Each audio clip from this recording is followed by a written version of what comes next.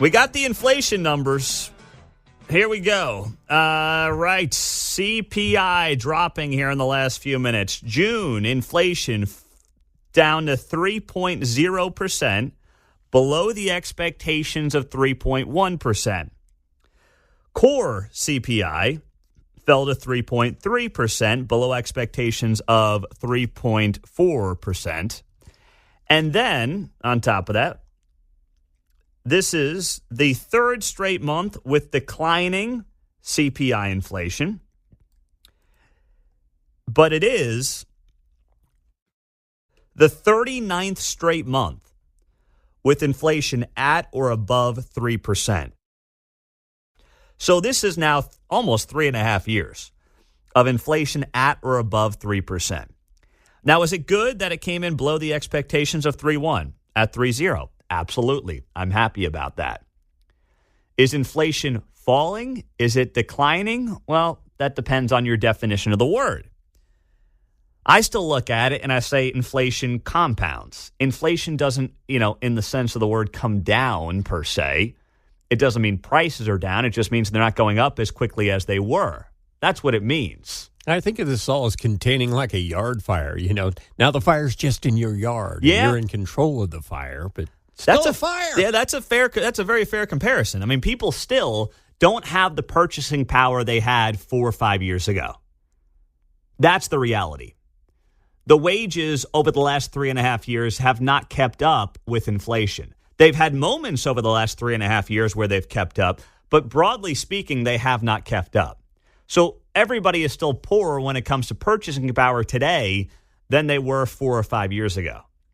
So what I expect to see today, and it's just starting to, get reaction right now on social media, on TV, radio, elsewhere. But what I expect to see today, and Joe Biden's got a press conference at 4:30 this afternoon. I'm sure it'll come up. He will say, we fought inflation. It's coming down. Rah, rah, look at us. And that's a mistake. If he wants to bring up the fact that inflation was at 9 and now it's at 3, but I understand the pain of the American people. I get it. We're not there yet. We still have work to do. That would be the smart approach. Feel the pain of the American public, which is dealing with records amounts of credit card debt right now, which does not have the purchasing power that it had 4 years ago. You have to feel the pain of the people.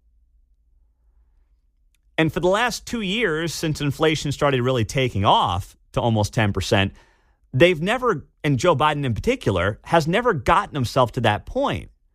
They've tried to trick you into thinking the pain is not warranted. And that has been a political mistake for them over the last 2 years.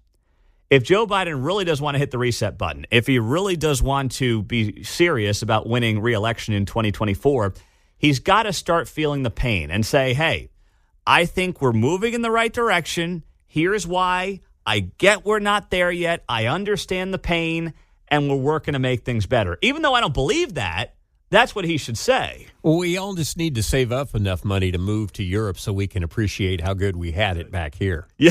Right? Mm-hmm. We keep hearing about other countries. It doesn't matter, right? I don't care. Live in other countries. I don't care that our inflation's better than some third world dumps. I don't care. No one cares. Well, and this thing that he's fought it all and brought it down. What, Yeah. suing Trump? Yeah. Is that how you did it? Because what exactly are you doing? Yeah. You're just letting it ride, bro, and you're getting lucky. Yep. On the text line, Pete, I'm drunk. I'm just not as drunk as I was an hour ago. That's basically the deal. Kerry says on the text line, I feel your pain. Slick Willie did this very well. No, Slick Willie did it great. That's Bill Clinton, by the way. Yep, he was a master at it. Mm-hmm. He may have not given 2 rips about you. But you want to talk about all-time great politicians, I never met Slick Willie, but people I know who have dealt with him said that nobody, and Trump's got some of this too, the best politicians do. Trump, Obama had it certainly, but Obama was more of like this larger-than-life figure, kind of like Trump. Trump and Obama are much more similar than either guy would ever want to admit. But Bill Clinton is the kind of guy who, if you got in a room with him one-on-one, man, he would make you feel like $1 million. You haven't met me, Pete, but I know you. That's a good Slick Willie there, John. Got it. You got it down, man. You practiced that one back in the 90s. That's very good. But he would make you feel like $1 million. I've heard that from multiple people. Even Bongino was talking about it the other day here on KCMO coming up at noon, because he was a Secret Service agent while Bill Clinton was the president. And he said he would hear Bill Clinton trash people behind their backs. And that person will walk into a room and Clinton would just love on him, man. I mean, he would just, oh, boy, how's mom? How are the kids? He'd do the whole thing. That's how he was. Look who's here. Yeah. And you know who can't do that? Joe Biden had a little bit of that when he was like coherent as the old Irishman. But he's lost that, man. But he can't get up there today in this press conference when the economy gets brought up, and it inevitably will, and say, things are great, inflation's coming down, and don't question me. How dare you? He can't do it. You can't do that. You should feel better than you do about your financial situation. That's not going to work for him. So that's going to be another interesting layer of this press conference coming up later today.